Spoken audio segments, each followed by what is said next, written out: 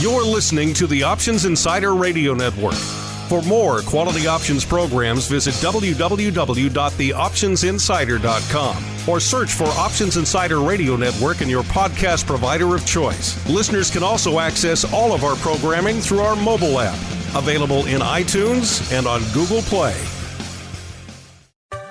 Welcome to the Options Playbook, the program where we break down cutting-edge option strategies and explain how you can incorporate them into your own portfolio. Whether you're looking to grow your capital with some offensive maneuvers or protect your investments with defensive plays, you can find them all in the Options Playbook.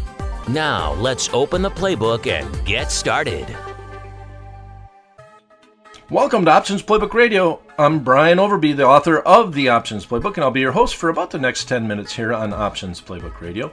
And with Options Playbook Radio, we're going to change things up a little bit. Whenever I see something that is inspiring to me and I want to talk about it, I'm going to grab my recorder and try to come up with a trade. And a lot of times it'll be centered around a known event. It might just be the fact that I saw something in a chart that I like. But with that said, I'm going to make that recording, send it off to the great people over at the Options Insider, and we're going to turn that into a podcast. And well, this week we have a Fed meeting. So because of that, I want to do a trade centered around that Fed meeting. It's going to be this Wednesday. We're taping Options Playbook Radio. The markets are just about to close. It is Monday, September 15th. And the underlying that I'd like to trade in today is GLD, which is the ETF that tracks gold prices. GLD just set a new all-time high. It actually touched $339.28 today, and then it is now came off a little bit, and it's currently trading at $338.75. It's up over 3% on the day. And we're also seeing implied volatility creep up a little bit, probably because of the Fed meeting. And we're seeing that in the marketplace too. We have the S&P 500 index up today, but we also see the VIX index up, which is counterintuitive. Usually if the VIX is up, that means that the markets are down. But it's not uncommon for that to happen around a Fed meeting. So as far as the Fed meeting is concerned, it's highly anticipated, according to the Fed Watch tool over at the CME, that the Fed will be cutting at least a quarter point at this meeting. They might even cut, there's a 5% chance that they might do 50 basis points. And then at the next meeting, right now there's about a 77% chance that they're going to do another quarter point. So with all that said, there's just, for the first time in a while, there's going to be a lot of question marks at the Fed meeting that are sure going to get addressed in the conference call after the meeting. And so with that said, let's take advantage of some of that volatility and go out and do what I like to call an open wing butterfly in gold and lean bearish with it. So with GLD at $338.75, we're going to use the Friday expiration, which is the 19th. We're going to buy the 345 strike put. We're going to sell 2 of the 339 strike puts, and then stop short from a standard butterfly, and we're going to buy 1 of the 337 strike puts. Now, that makes this an open wing butterfly. The midpoint for this butterfly, based off the prices right now, is $3. That means that your max risk would be $300 per 1x2x1 spread that is executed.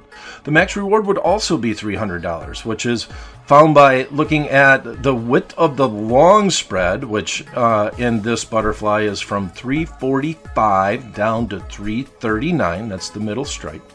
And that's 6 points wide. And if we can execute at the midpoint, now don't forget you got to put in fees and commissions and all that good stuff with it.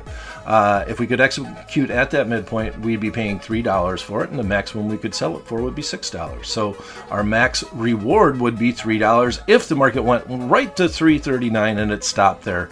And that's where it finished this Friday. Now, like I said, we're going to stop short on the short spread, and this is what makes it, in my mind, an open wing butterfly, in that the short spread in the butterfly is not as wide as the long spread. The long spread is 6 points wide, the short spread is only 2 points wide. That means that if the market does go below $337, that this open wing butterfly would still be trading for right around $4, which is the difference between the widths of the spreads.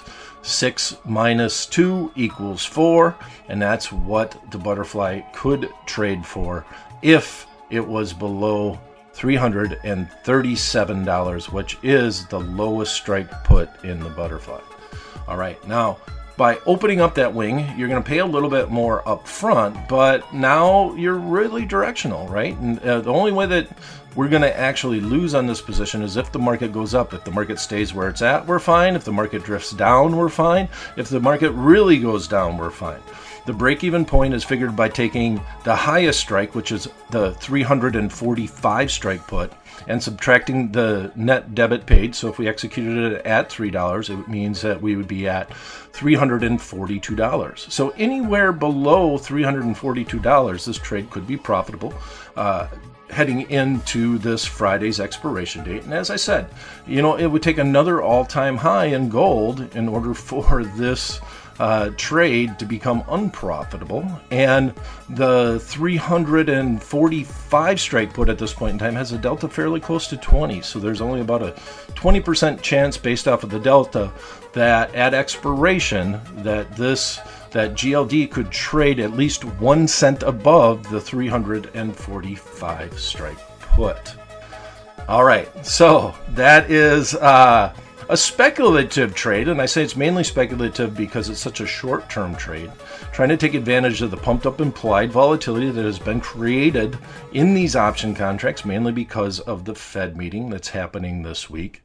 We're trying to take advantage of the fact that that gold has had a very strong move to the upside and might be a little bit exhausted, and maybe after the Fed meeting, we could either see gold just meander around where our middle strike is at, or go lower. And that's basically our outlook for putting this trade together. All right, that's it for this episode of Options Playbook Radio. Please click subscribe at whatever service you're using to listen to Options Playbook Radio, and we'll see you next week for the next edition of Options Playbook Radio. Thanks for tuning in.